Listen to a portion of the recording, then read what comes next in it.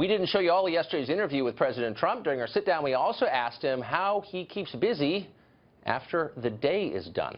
Here's what he said. What do you do at the end of the day? What do you read? What do you watch? Well, you know, I love to read. Actually, I'm looking at a book. I'm reading a book. I'm trying to get started. Every time I do about a half a page, I get a phone call that there's some emergency, this or that. But we're going to see the home of Andrew Jackson today in Tennessee, and I'm reading a book on Andrew Jackson. I love to read. I don't get to read very much, because I'm working very hard on lots of different things, including getting costs down.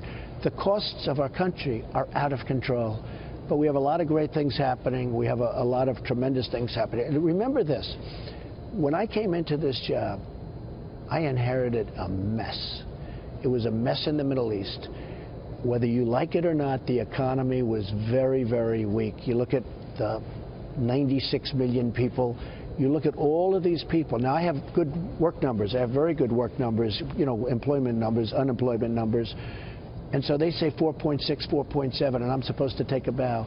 But they're not really the numbers, because you have people that want jobs that have given up looking for jobs. And when you start adding those numbers onto your numbers, it's not really reflective of where I see. Those are the people, a lot of those people are the people that got me elected. They elected me. And I'm going to take care of those people.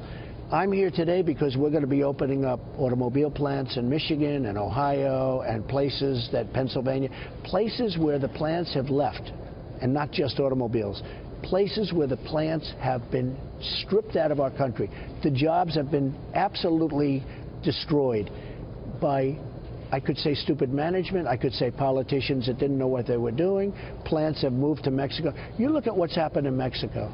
It's the 8th wonder of the world in terms of plants, in terms of what's happening with automobiles. It's going to stop. Now, hopefully we'll get along with Mexico. We're going to see what happens. But I will tell you, we cannot continue to close plants in Michigan and have them move to Mexico. Now, since I was president-elect, the word is out. You want to open a plant in Mexico, that's fine, but you're going to pay a very big import tax if you're going to bring that car back into this country. And you know what? Ford, General Motors, Fiat, so many others that we're going to see in a little while, they're not moving anymore. They're not going to be moving anymore.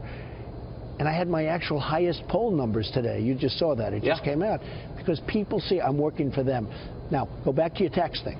I want to start that so badly because it's unfair. I paid a lot of tax. I paid $38 million in tax for that year where it was illegally given out, okay? I paid $38 million.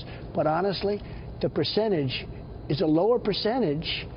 It's a lot of money, $38 million, but that's a lower percentage than somebody that's working in a factory someplace, and that should not be.